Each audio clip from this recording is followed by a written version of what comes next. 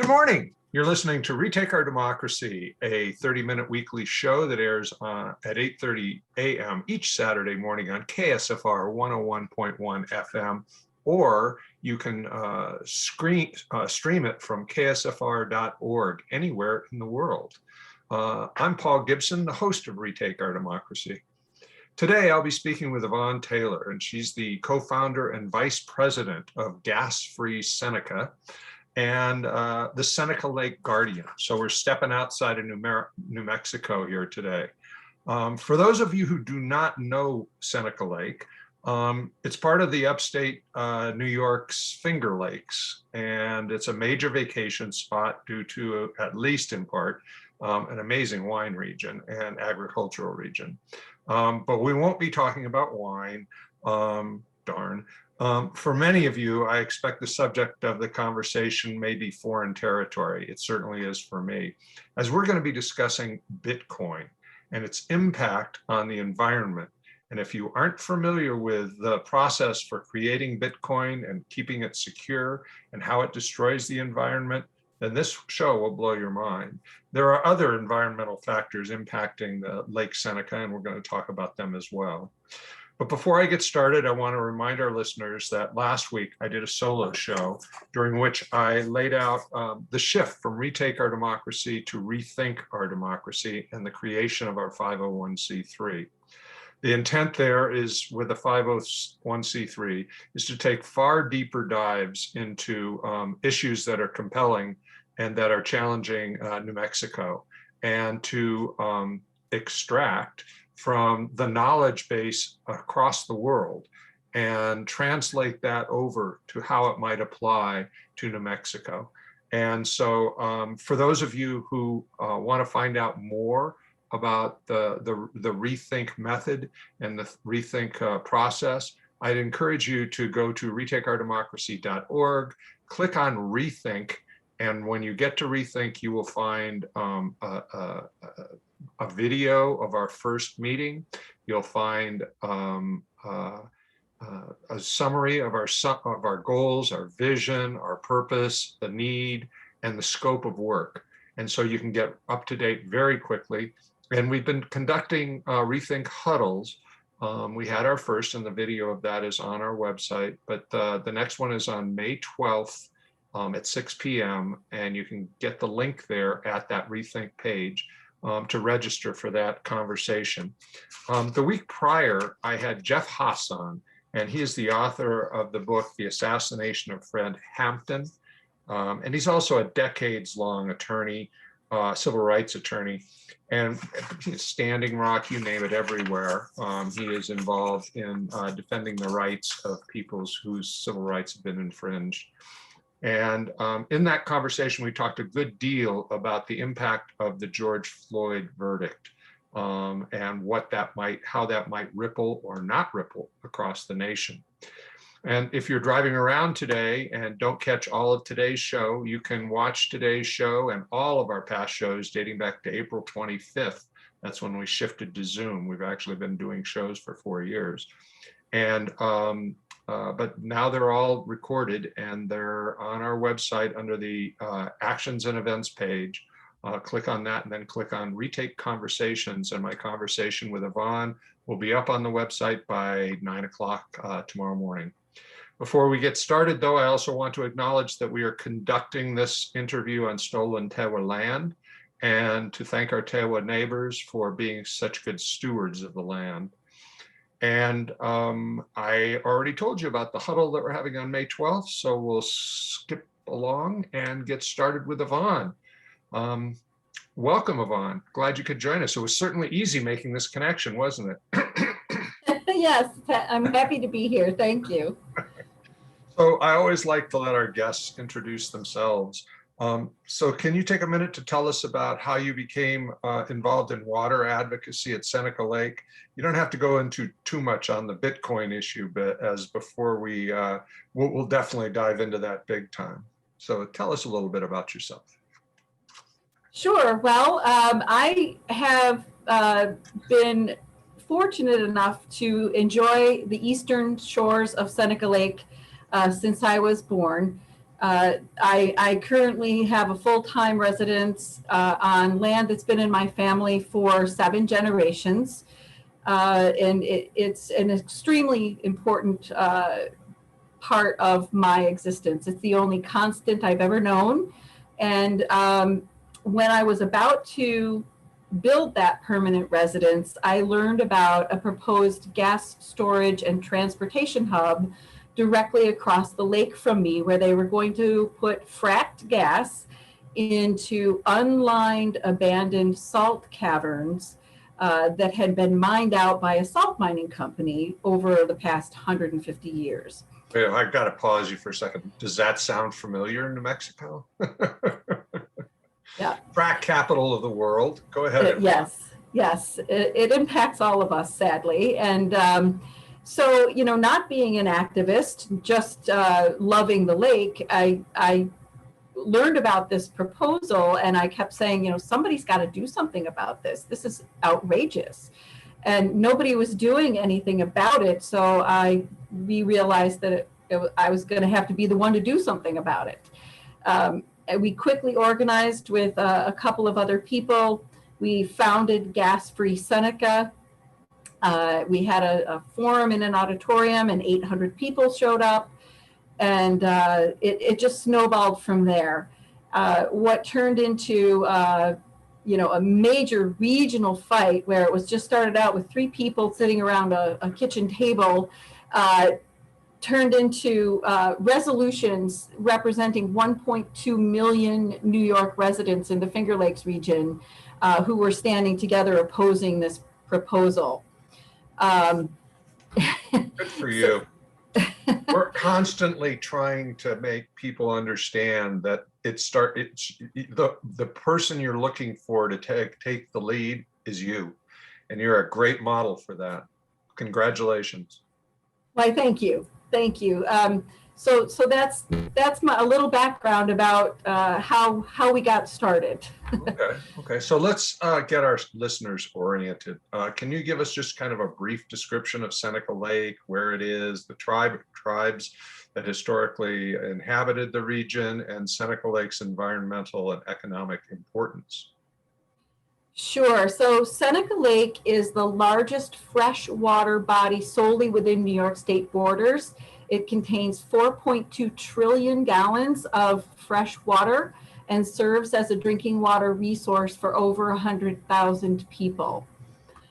Seneca Lake was inhabited by the Seneca Nation that lived along the shores of the Seneca Lake in the heart of the Finger Lakes region. It's a central part of the Haudenosaunee homeland. And if you've ever seen a map of New York State, directly in the center of the state, it looks like someone put their hands down and created what they call the Finger Lakes. And the Seneca Nation believed that those were the fingerprints of the creator. And they lived in the Seneca Lake and around the Finger Lakes region for thousands of years before European colonialism. Yeah. And now, today, fast forward, Seneca Lake is the central part of a booming wine and tourism industry. It generates over $3 billion annually and supports over 58,000 jobs. And we rely heavily on the health and the vibrancy of our air and our water to continue to make world-class wine and be a tourist destination for people all over the world. Well, my wife and I in 2018 did a 10,000-mile car tour of much of the United States, visiting activists in different parts. And we had gone to Buffalo to meet with people there. And we thought, well, let's take a day for ourselves. And we dropped down into the Finger Lakes and spent a day there tasting wine and eating good food. And it is indeed a beautiful, beautiful location and spot. So since you are part of Gas Free Seneca, you know, our original conversation was about Bitcoin, but we'll get to that in a minute. Gas-free probably has nothing to do with the Bitcoin. And you mentioned the plan to store water, fracking waste. Talk about that. Sure. So a company came in and bought an old salt mine that had been there for 150 years, not to mine salt, but to, as you said, store fracked gas in these depleted unlined salt caverns along the lake. There are so many salt caverns there that if you were to x-ray the hillside, it would look like Swiss cheese. And some of those caverns went several thousand feet down and even potentially intersected with the lake itself. Mm-hmm. So, it was an 8-year battle fighting a multi-billion-dollar gas and oil corporation that culminated in a true David and Goliath victory. And, from there, we realized that, the connections we had made and the experience that we had earned over that period of time lent us to being able to fight other potential environmental threats in the region. Mm-hmm. So we transitioned from Gas Free Seneca, which was a single issue organization fighting gas storage, to the Seneca Lake Guardian, which is also actually a Waterkeeper Alliance affiliate, if you've ever heard of the Waterkeepers. So we're fighting ill-conceived industrial projects, not only on Seneca Lake, but throughout the Finger Lakes region at this point. Okay, that's great. That's great. Beyond gas, I know there are water issues, as you started to allude to, that impact the Lake Seneca, and perhaps some of these predated the Bitcoin problem, but let us know about that, and then afterwards we'll take our deep dive into Bitcoin land. Sure. So, water is precious and it's fragile, and it's suffering throughout the planet. But on Seneca Lake in particular, the temperature of the water, we're measuring the temperature of the water, and it's rising every year. We believe that increased warming contributes to what they call harmful algal blooms. It's a cyanobacteria that is harmful, actually toxic to humans and pets. It's known to kill dogs. And we're having incidences of that all around Seneca Lake and throughout the Finger Lakes. We are, experiencing a decline in the trout population. There are invasive weed species that we are concerned about, zebra mussels. The Seneca Lake is at a tipping point. And because of its volume and depth, if we push it over that point, it could take hundreds of years for it to actually turn over and renew itself. So we really have to be extremely careful to protect that water source. Okay. Let's see. So beyond gas, can you tell us just a little bit? I know beyond the gas issue that there's water issues related to Bitcoin. Can you tell us just a little bit about how Bitcoin came about in your community? And even just for some people, Bitcoin is kind of like this thing that they don't quite understand. So if you could just tell us a little bit about what it is, and then we'll get into the environmental impact. Sure. So I didn't know much about Bitcoin myself until it landed on the shores of Seneca Lake. It is relatively new and somewhat complex concept. But essentially what it is a form of cryptocurrency.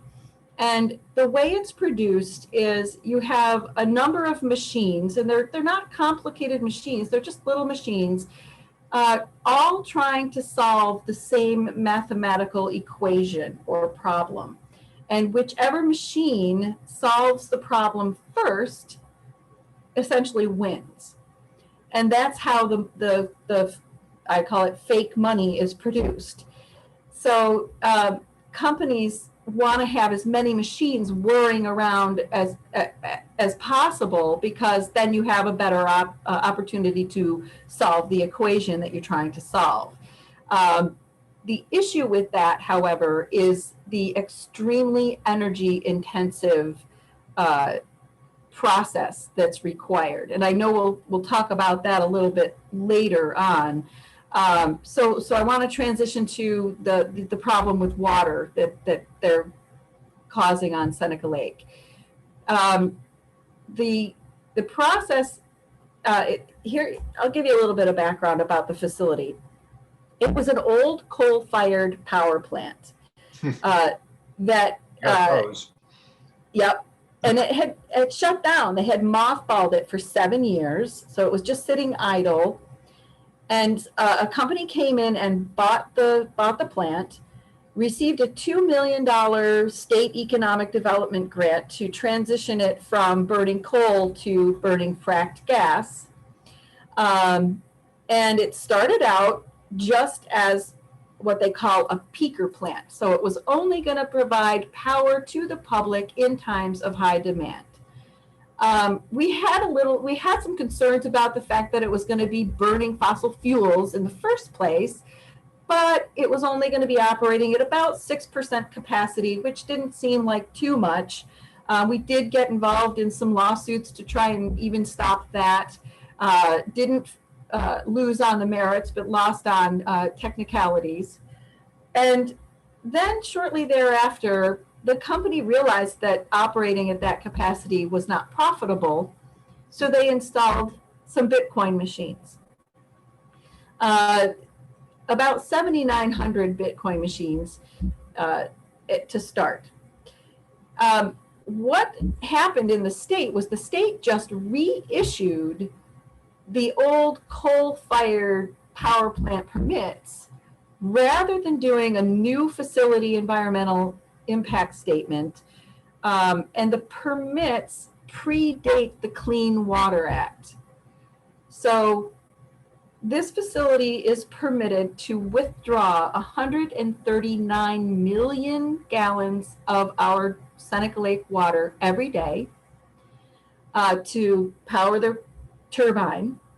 And then they discharge that water back into the lake every day at 134 million gallons at temperatures of up to 108 degrees Fahrenheit into a trout stream that feeds directly back into Seneca Lake. Okay, Yvonne, we're going to take a break here so I can remind our listeners that we're in the midst of Pledge Month at KSFR. And I don't need to remind our listeners just how important KSFR is to this community and to northern New Mexico. And while, you know, it's commercial free, you'll never hear a commercial on KSFR. You might hear sponsors, but they still have bills. And they've been operating heroically throughout the pandemic, and it's time to pay them back, frankly. So there are a few ways you can do that. You can go to ksfr.org and click on the donate button and make a donation right now. You can also just call them at 505-510-5737 and just tell them, my name is Joe, I want to donate $1 million, call me back, and give them your phone number. And if you offer to donate $1 million, I guarantee you they'll call you back. If you offer to donate $10, I guarantee you they'll call you back. So I really think this is an important obligation. If we're a community, we have to care for the community. And we're hearing from Yvonne how she and her allies are struggling to care for their community over some significant odds. Well, KSFR is doing the same thing. Let's do them a favor and help them out. So ksfr.org, click the donate button, or 505-510-5737. Okay, let's get back to our guest, Yvonne Taylor. And Yvonne is the founder and co-founder and vice president of Gas Free Seneca and Seneca Lake Guardian. And that's an affiliate of the Waterkeeper Alliance. And so now we're going to really start getting into the deep depths of what Bitcoin is. So tell us a little bit about just how extraordinarily they use water to a level that blew my mind. Yeah, if you think about it, if you it's kind of hard to conceive of how much water that really is. So if you think about filling up 28,000 tanker trucks and lining them up end to end, each carrying 5,000 gallons of water, that's 102 miles of tanker trucks that they're allowed to withdraw from our lake every day.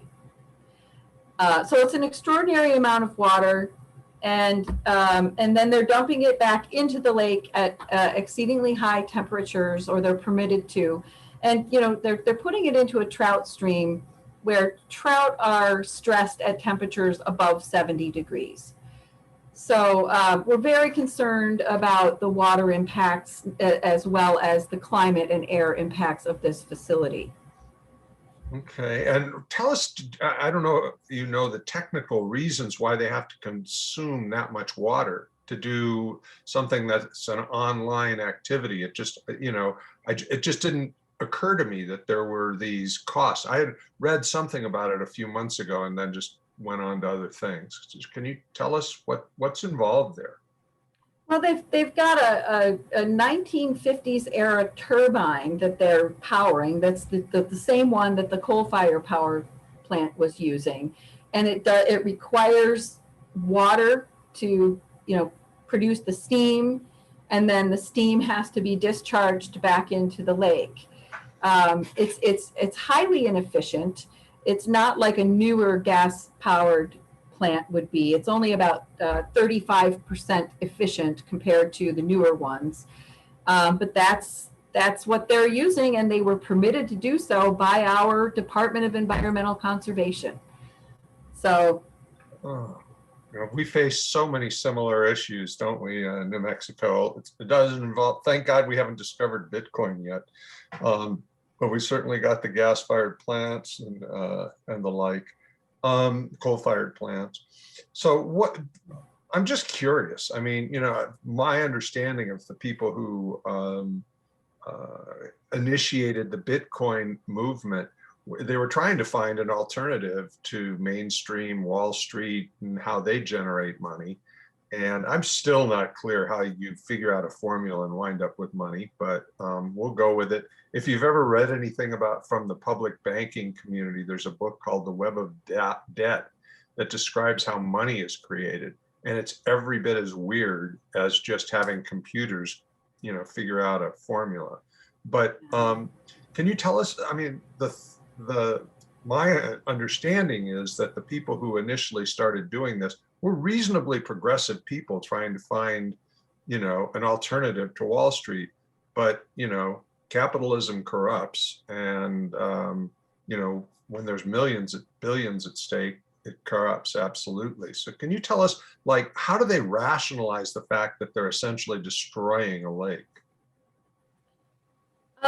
You hit the nail on the head. I mean, they're generating about $250,000 a day, just operating at 13% capacity right now, and they want to expand to operating at full capacity. So there's millions and millions of dollars that are going to be going essentially to wealthy guys in Connecticut, and that's all they're concerned about. They're actually spending about $20,000 a day on public relations to make this sound wonderful to our community. They're putting full page ads in the paper. And of course, they're attacking our credibility on a daily basis, just trying to make this sound like we're all wet and they're going to be a tremendous asset to the community. And it's very difficult to fight something that powerful, but we're fighting them every step of the way. It's so interesting you say that, because we're in the midst of working with advocates throughout our state who are fighting. There's this organization called Avangrid. It's a Spanish mega corporation. They're called the Exxon of renewable energy. And they want to purchase our private utility company who manages a big chunk of New Mexico's energy. And they're spending even more than $20,000 a day trying to convince us this is a good idea when it's just pure, simple capitalism and greed. And so they did the same thing in Maine. And we're working with people in Maine now who are fighting just as you have, to try and prevent the same organization from building transmission lines through the pristine Maine mountains. So it's like, it's capitalism, folks, and Retake Our Democracy is going to be talking a good deal about that. And in fact, I'd like to recommend this book to you, Yvonne, also. My wife got me this book for my 70th birthday. It's called Less is More. And I believe the author's name is Nichols, his last name. He comes from the Extinction Rebellion. It is the clearest, easiest read I have ever read about capitalism and colonialism and the myths about how it was created, how they evolved. It's just fascinating. And so we're going to do a book club about that. And sorry to take away from your time there, Yvonne, but I couldn't help it after you were just talking about this. So, what is the Guardian and your allies trying to do to prevent this coup of your water from succeeding? Well, I think it's important to understand that this is not just a Seneca Lake issue. It's not just a New York State issue. Communities are being impacted by this industry anywhere from Messina, New York, all the way to Missoula, Montana. They're looking for any area where power is inexpensive, where there's potentially old power plants that are being decommissioned or not operating at full capacity. This is an issue that should not be only addressed statewide, but it should be federally regulated. Bitcoin is extremely energy intensive. It uses the same amount of energy as some entire countries, like Argentina, Sweden, or Pakistan. Currently, parts of China and India are considering banning Bitcoin because not only is it completely eradicating any of the climate goals that they had, but it's also sucking power away from the public to produce energy for private Bitcoin use. Well, for those of you who are listening from New Mexico, and that's probably most of you, did you hear the list she ticked off? Coal-fired plants that are not in use, and immense profit for some extractive organization coming into town and doing their work. So I'm sure they're going to discover northern New Mexico real soon. And so we're going to have to be paying attention to this issue. And I really want to thank Yvonne for joining us today. We're out of time, unfortunately. I'd love to talk about this more, but please keep up your efforts, Yvonne. If you have any parting comments, have at it. I just want to thank you for the time today and encourage everybody to Google Bitcoin and its environmental impacts. Everything that we are doing or plan to do to fight climate change will be meaningless unless we address this issue. So thanks for letting me share this with your audience. Well, it's not just that we care about Seneca Lake. It's that everything you said made me think, oh, Four Corners, New Mexico, here they come. So we have another invader, another colonizer who could be plotting to come to New Mexico, and we're going to have to take up that fight as well. So I want to thank you, Yvonne. For all of our listeners out there, please stay safe, stay healthy, but most of all, stay hopeful and active. It's the only way we fix this mess. Thanks a lot. We'll be back next week.